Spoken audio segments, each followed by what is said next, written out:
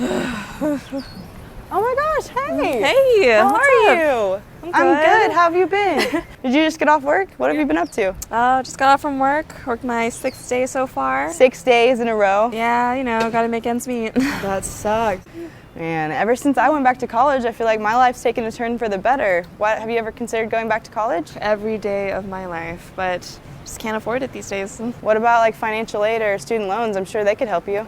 Well, you see, every single person I've ever talked to about financial aid, they just say it's they're deep in debt afterwards. That's so and true. They put off like other parts of their life to try and pay that off first. So I feel like something needs to be done about the tuition costs, or else sooner or later nobody's going to be able to go to college. I wonder why that is.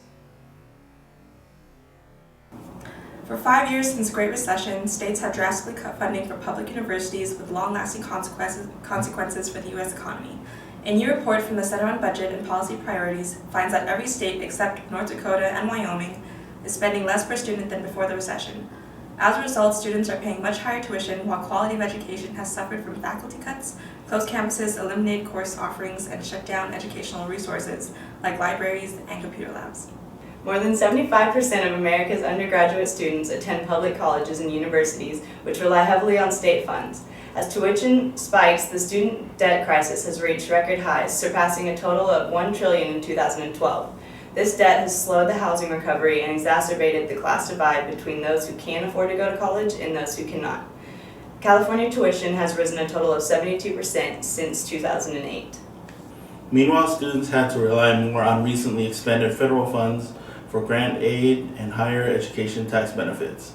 But even federal aid cannot offset the enormous cost burden states have shifted to students. Public colleges and universities that once received 3.3 times as much funding from state and local governments as they did from students now receive just 1.1 times as much as they did from students. A solution to the problem would be to increase the tax for tuition. Now, I know what you're thinking. Why should I have to pay for other people to go to school? It actually affects you more than you think. It's an investment in the future. More college graduates means more economic growth, which will benefit everyone in the long term. So let's work together for the benefit of a whole rather than just a few. So let's pay it forward by pushing to increase the tuition tax by 1% so that we can have a brighter future.